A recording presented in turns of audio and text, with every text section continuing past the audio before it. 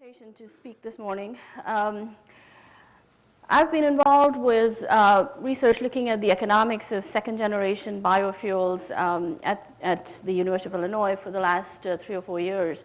And I'm now leading a research program that is focusing on some of the land use and the environmental and economic implications of large-scale production of biofuels.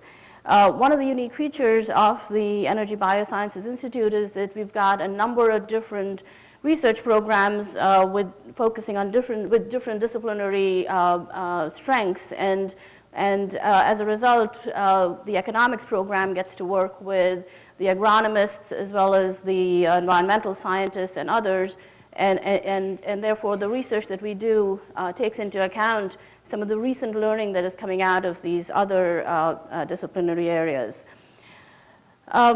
Biofuels promise, are a very promising fuel source for the future as we think about displacing oil, reducing dependence on foreign oil imports, and mitigating climate change, greenhouse gas emissions from transportation fuels.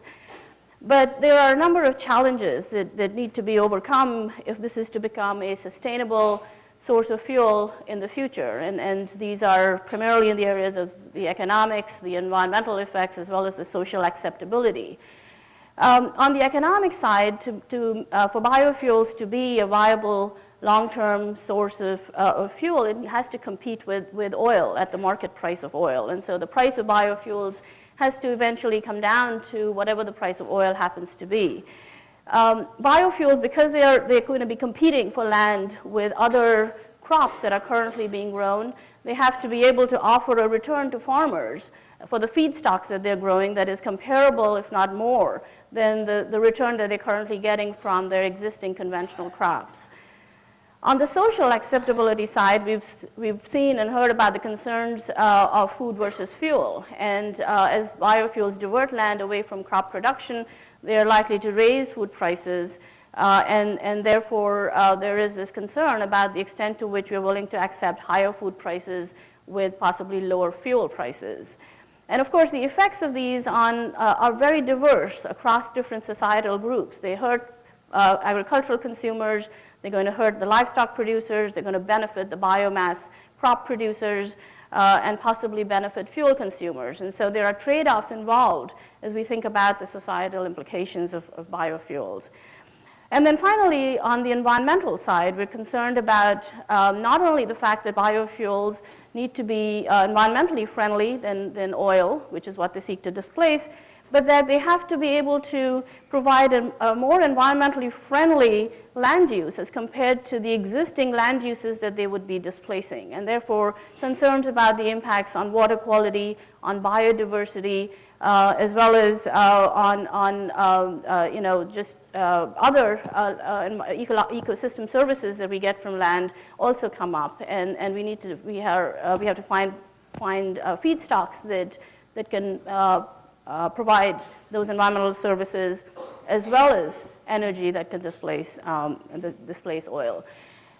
And so in trying to meet all of these challenges, there's a critical role for technology at all stages of the biofuel supply chain, as well as for policy incentives that would lead to the development of biofuels and feedstocks that are more environmentally friendly, more economically viable, and socially acceptable than others.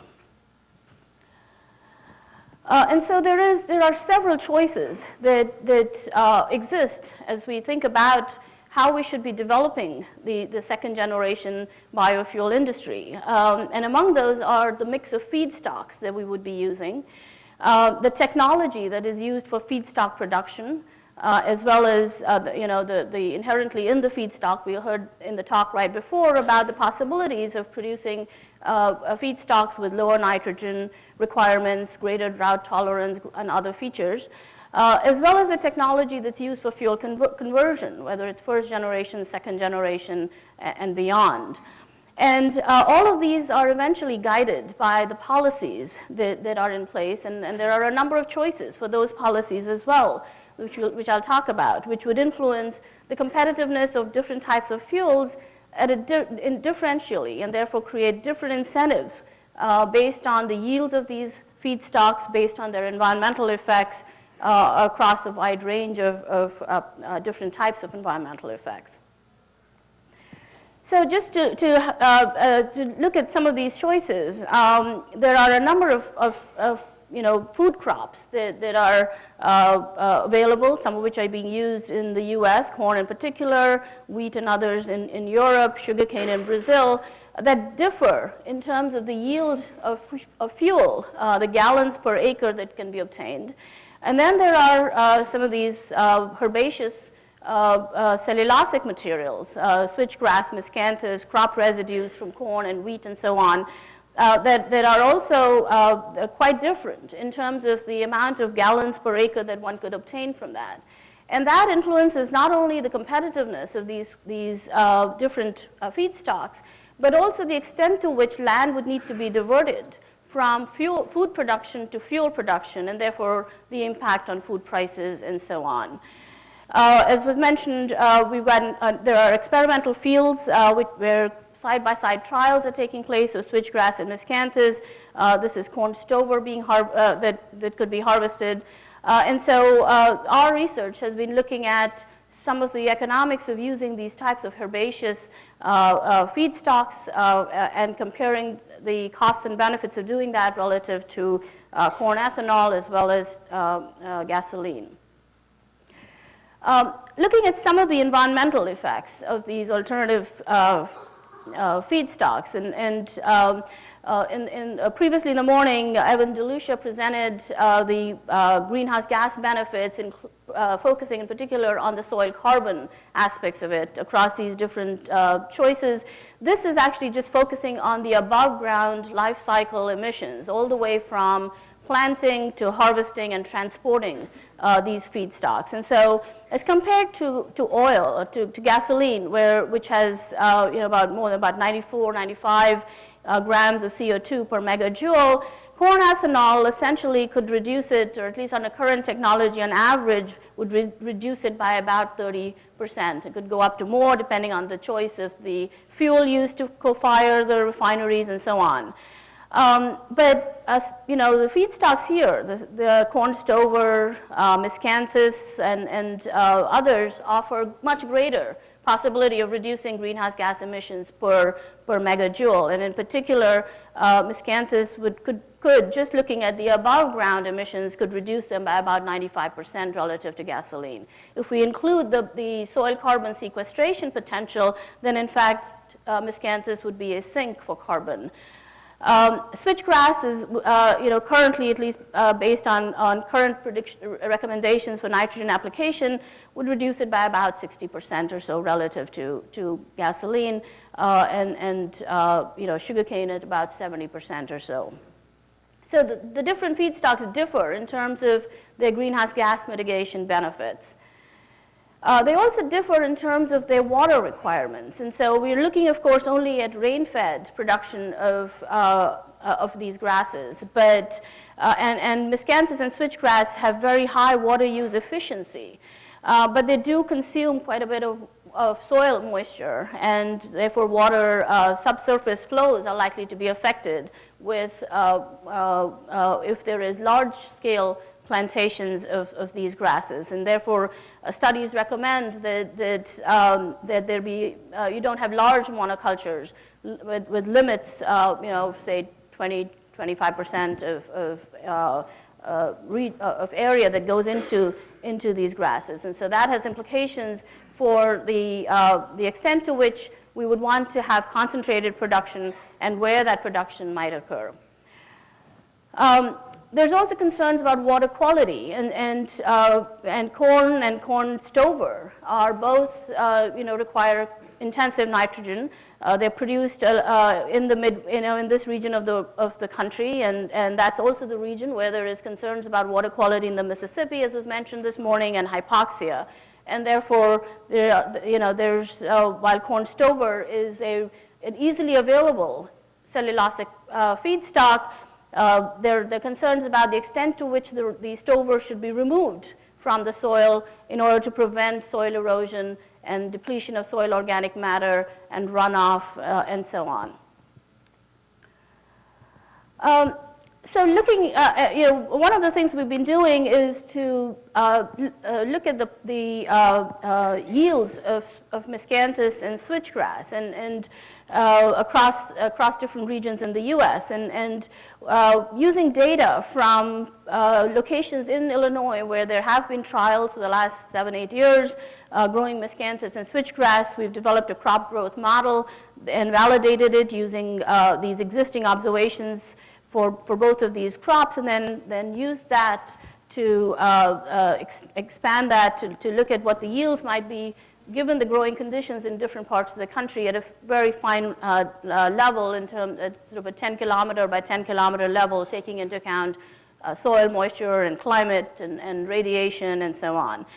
And essentially what we find, and that's sort of confirmed by the existing site data, that yields tend to be higher where there are there's a longer growing season, there's greater soil moisture, but miscanthus does require frost as a way to, as part of its growing process, and therefore that limits its ability to grow in this part of the country. Yields are also likely to be much smaller in the northern part of the country. In general, yields for switchgrass are higher, 2 to 3 times higher than those of switchgrass, and we're looking at one variety of switchgrass, primarily cave-in rock, and so, of course, with greater developments, as we heard this morning, those yields could improve. But given that, comparing the existing variety of Miscanthus giganteus with switchgrass, yields are higher at almost all locations except in the south here and in parts of the north. Of course, to look at the economic viability of growing these and the regions where they're likely to be able to be competitive, we also need to look at at least one of the uses of land, which is corn, which is very widespread, in this part of the country. Yields are particularly high in the upper Midwest, and therefore land values are very high over here in the upper Midwest. And as we saw from the previous graph, this over here, yields of miscanthus are much higher, whereas yields of corn and corn stover would therefore be lower, and the land values are relatively lower, and so there is a potential really for coexistence of a variety of feedstocks, with possibly corn stover being competitive in the upper Midwest and perennial grasses being more competitive in the southern, the southeast, eastern part of the country. And so looking at these yields across these different states, yields of miscanthus, and just comparing those, we see that yields of miscanthus and switchgrass are sort of higher in the southern states over here, lower in some of the, miscanthus in particular is lower in Texas and Louisiana and Florida, as well as in the north in Minnesota and Wisconsin. So as we think about the sustainability of these cellulosic biofuels, we have to look at the costs of producing them, which depend very much on yields, which will depend on the technology for producing them, as well as for converting them to fuel. And it's going to be different across geographic locations, depending on the suitability of the soil, the availability of land, and the suitability of that land for producing conventional crops. And then it'll also depend on their environmental attributes and the policies that are in place to reward those non-market benefits from these biofuels. And so one of the things that we've sort of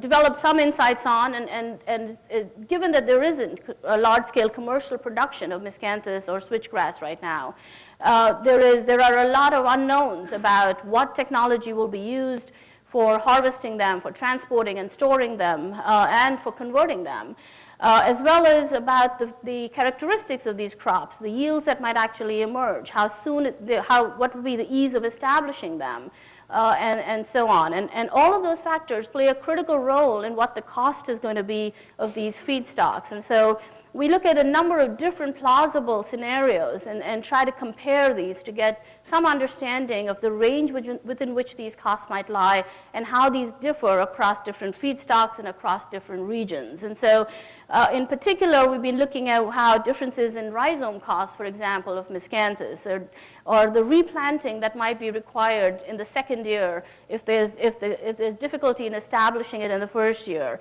What those second year yields might be, again, as a way of looking at the establishment cost.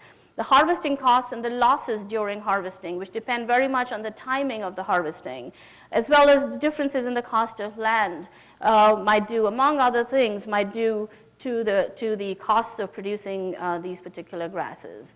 And so for a number of different scenarios, we can look at what, the range within which these costs lie. And in general, one could sort of conclude that and so looking at over here, we've got, these are the fertilizer costs, which are not very large. A significant part of the cost is really the harvesting cost. About about 30% or 2/3, or 1/3 rather, of the total cost is this harvesting cost. And then another big component of this cost is going to be the cost of land. And here we're looking at the cost of diverting cropland. The average cropland across different counties in the U.S. That cost is much higher for a grass like switchgrass, where the yields are relatively lower. The cost of land would be lower on a per ton basis for a high-yielding grass like miscanthus. And so yields would matter in terms of the overall costs of these different feedstocks. And that's also evident as we look across the different states. The costs are going to range anything from about $45 per ton to over $150 per ton, depending on where we produce them. The cost of land increases as we go towards states where the yields are actually going down. So this shows when the yields are high, the costs are relatively low. As the yields per acre, per hectare go down, the costs per ton go up. We can also look at different scenarios for, relatively optimistic about what these costs might be and pessimistic about what they might be, and compare them across different, at least these two feedstocks and others. But under relatively optimistic scenarios about assumptions about miscanthus and ease of establishment and so on, these costs would vary from about $45 to about $150 per ton across the different states. And these are the costs also under optimistic assumptions about switchgrass, which are higher than those of miscanthus, primarily because of lower yields. Of course, if those yields change, then the relative costs change. But then there are locations here in the south, and as I was mentioning, in Texas and Louisiana and so on, as well as in the north, where in fact miscanthus is not more competitive than switchgrass. Now, of course, we could also have a case where we have a much more optimistic scenario about switchgrass, and so in that case, we have a more pessimistic scenario for miscanthus, and the costs turn out to be much higher. And in that case, they're actually in several places higher than the cost of switchgrass, and that's if it's more difficult to establish miscanthus, if the harvesting losses turn out to be higher, and so on. And then this is a case where we are more pessimistic about switchgrass as well, in which case, again, it's much more costly than a pessimistic scenario for miscanthus. So the relative costs would differ depending on the type of feedstock attributes, as well as the costs of collecting and harvesting, storing, and transporting these feedstocks turns out to be. These costs differ even within a state.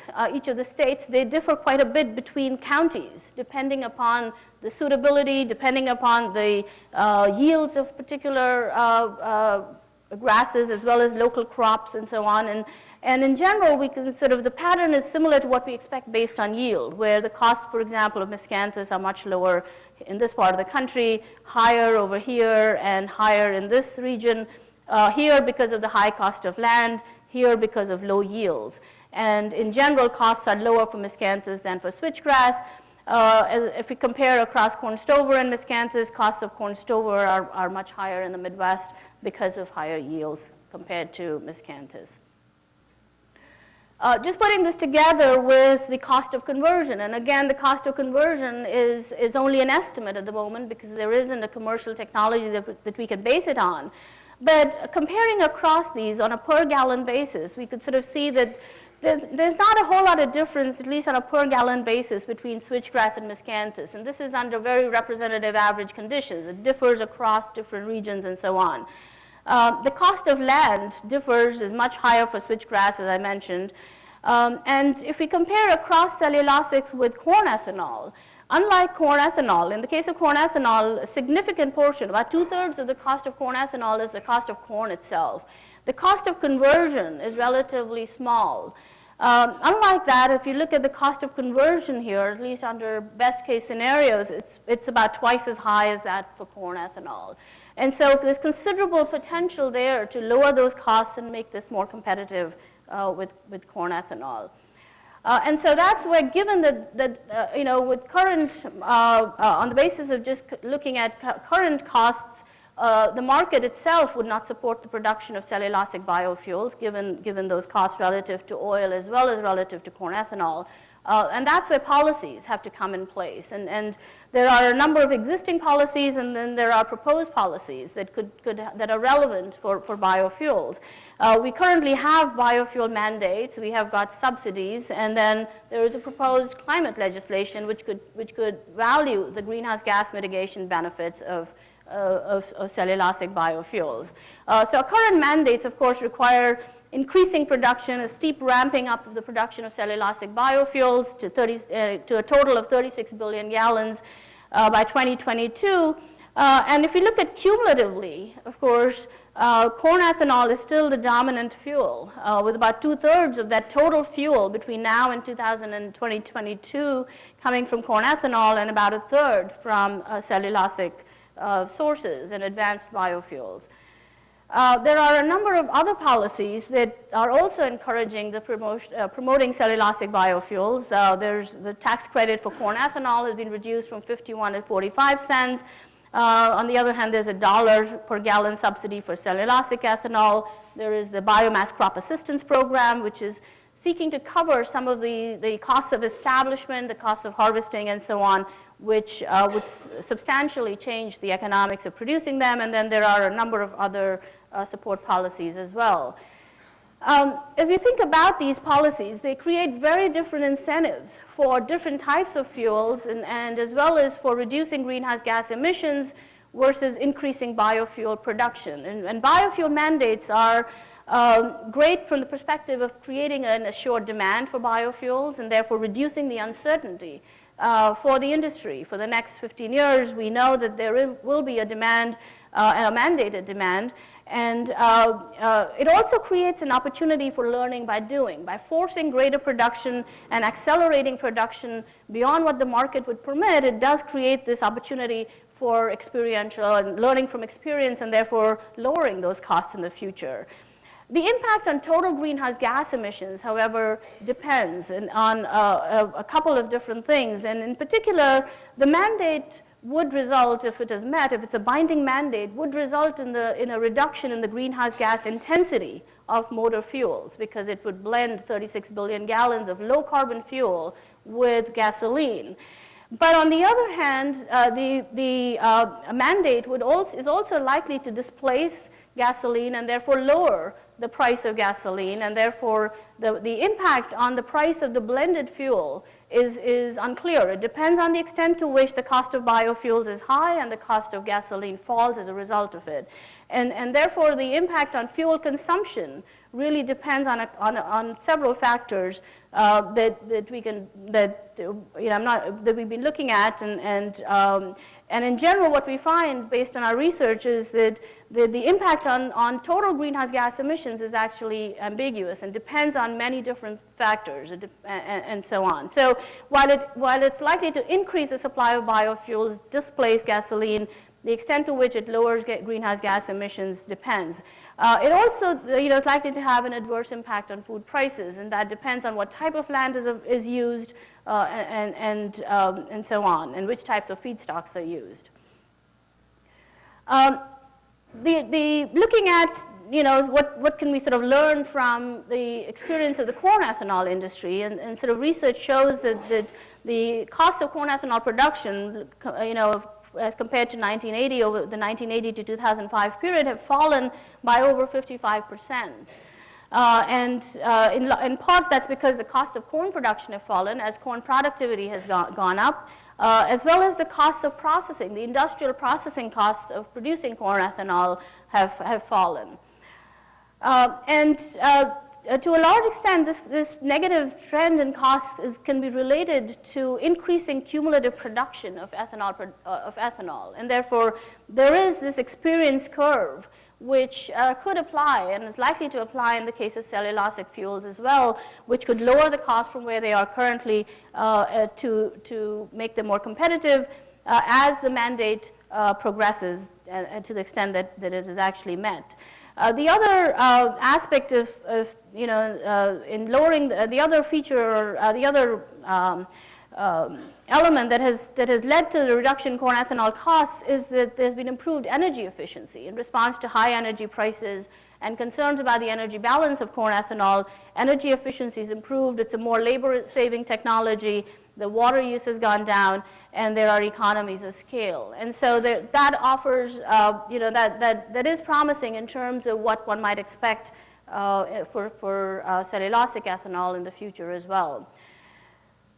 Looking at other incentives in terms of the subsidies as well as the carbon pricing, if we compare, if we look at the impact of carbon pricing on the price of gasoline, and so this is currently with no taxes or subsidies on gasoline for carbon.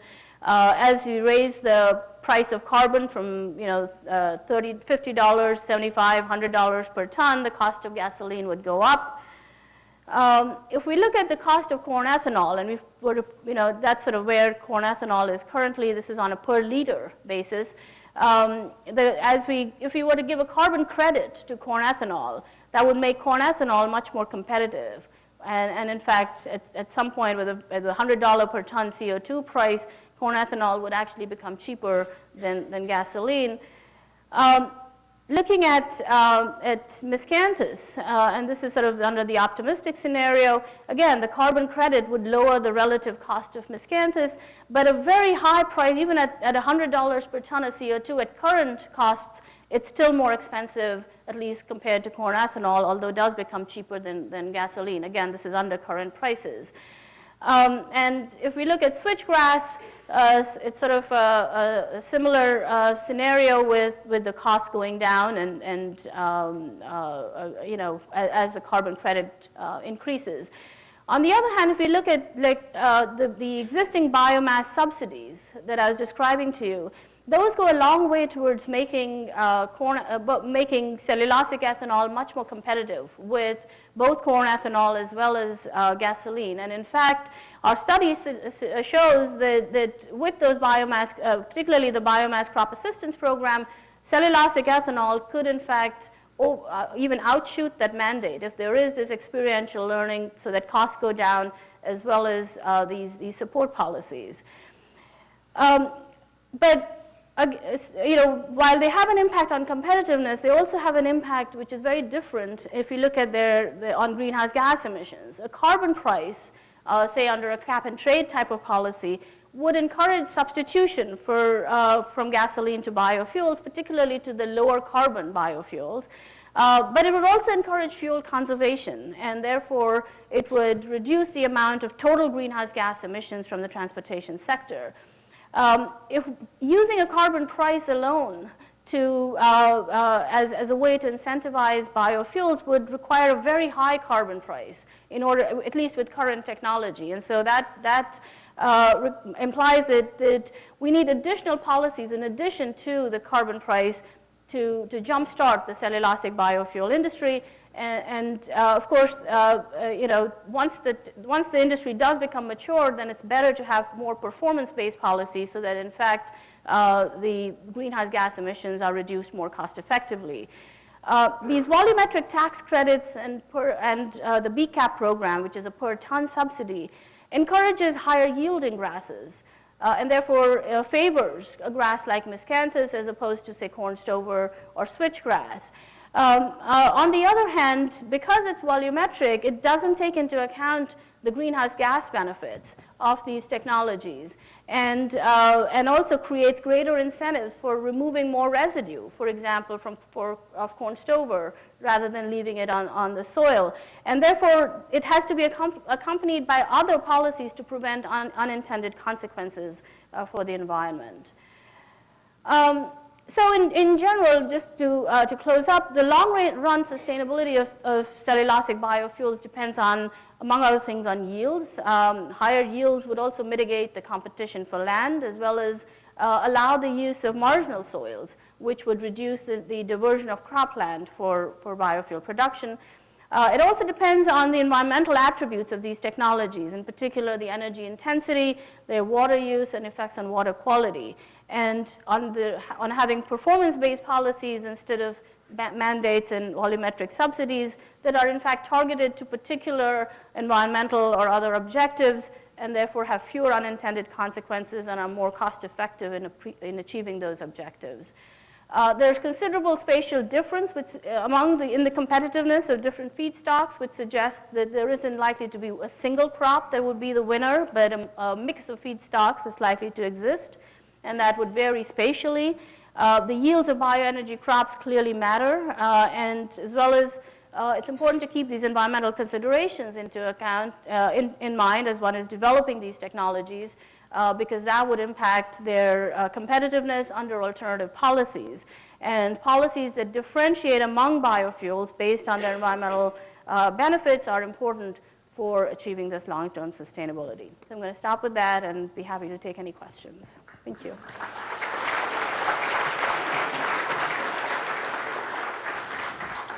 Thank you, Madhu. We have time for, I think, one question. Steve.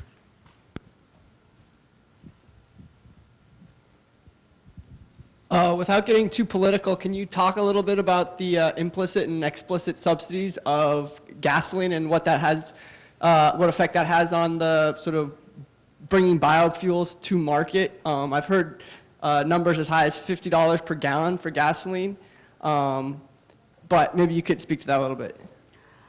I haven't actually looked at the specific subsidies. You know, there are a number of implicit subsidies for extraction and research and so on that impact and that you know, determine the current price of oil.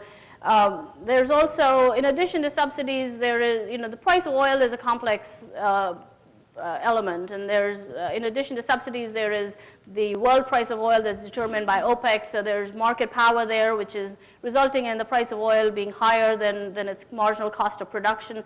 So it's, you know, on the balance, it's hard to say whether the price of oil is subsidized or higher than what it should be otherwise. But, you know, our research, in fact, is just focused on taking that as given and then seeing, well, what price would you have, what does that imply for the price of biofuels and therefore for biomass?